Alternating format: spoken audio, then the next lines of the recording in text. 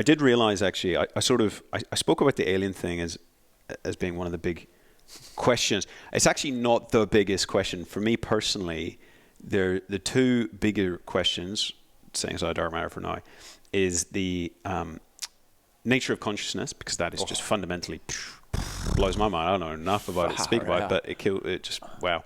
And the other is what came before the Big Bang. Now, is that even a physical question? If time arose in the event of the Big Bang, then there really isn't a question to say what came before. It's like what's north of the North Pole, right? You've reached the point. So that to me is a truly stunning question. The fact that we can even measure the age of our universe, 13.6 billion years, with an error bar that's better than I can estimate your age. That is, how is that not something we have tattooed or something? That should be a constant reminder of how audacious we are as a species. We should be walking down the street going, every day. That's pretty good. It's not bad. It's very impressive. I think the problem with what's before the Big Bang is because the power of our human brains combined and all the greats before us and, standing on the shoulders of giants scientifically and all that stuff, there's obviously a process that, I believe, there's obviously a process that our brains cannot fathom. Because at the moment, this is probably been discussed in your areas and people that, that you kick around with. But if you think of time as a linear thing, and here's where it started at the Big Bang, well, what was before that? Yep. Okay, so you can just keep doing that forever. That's an unanswerable question, because you go, oh, well, what happened with the pinhead is there's a process that went on for blah, blah, blah, blah, blah, and what started that process? You get caught in that swings and roundabouts. But the thing is, there must be a process that our brains cannot fathom. So I don't know if it's what happened before the Big Bang, because maybe time started at the Big Bang, like you say, but it might be, what process do we live under? How does this work? Is time a cyclical thing, and where we're getting back to the start of the Big Bang? And we don't understand how that would work, but there's obviously something that we don't grasp right now, I feel like. And I feel like it's not a when does it start thing, it's how does it work thing. You know what I mean? Yeah, well, we would hope that a fundamental description of nature, and this is described as a theory of everything, which eluded Einstein, that would have the answer, right? So that's the process we live under. Each stage of scientific discovery has allowed us a greater insight into the universe, and has allowed us to ask deeper questions and even more challenging questions, right? Before we realized that general relativity was the correct answer, we could talk about an eternal universe, which avoided then the challenge of, well, what came before this? It's always been like this.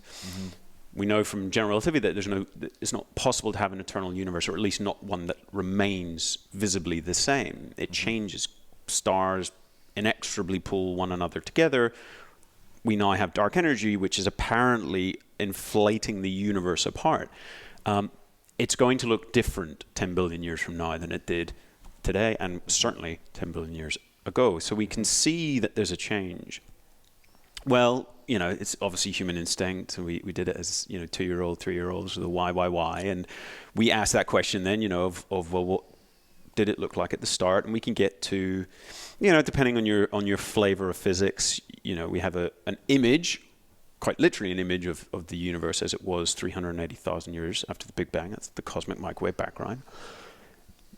For maybe the older listeners, when they had their old analog TVs and the aerial was there and you would lose the channel and it would all be a static hiss.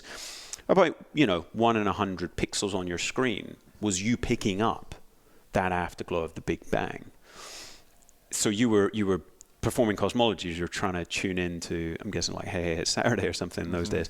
So that was, that's not bad. And then we can go to nucleosynthesis, so the formation of the elements themselves, about 3 minutes after the Big Bang, when the universe was so hot and dense as to be the similar conditions to the center of our sun, right, where new elements are forged. And we look around and we see the abundances match what we would predict. So we can see, and air quotes, what the universe was like. It was like the center of the sun. And then maybe you push the start time back to the energies that we explore at the Large Hadron Collider, the atom smasher in CERN, in Geneva.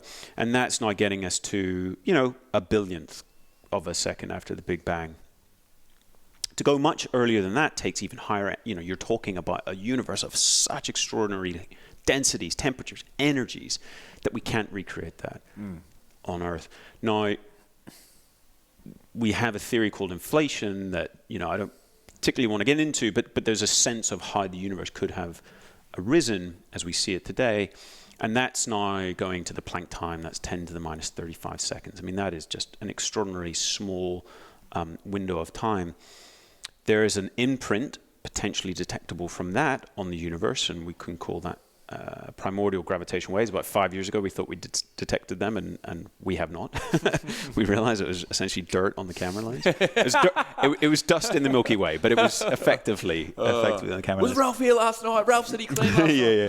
So that was a bit embarrassing. So that was, but then it doesn't answer the question, because of course you can always say, well, what came before that, right?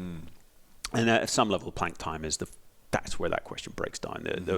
If you get to that point, you're with your 2-year-old, 3-year-old kid, then one, they're a genius because they've got to that point. Yeah. But you have to stop. There's just a fundamental point of it breaking down.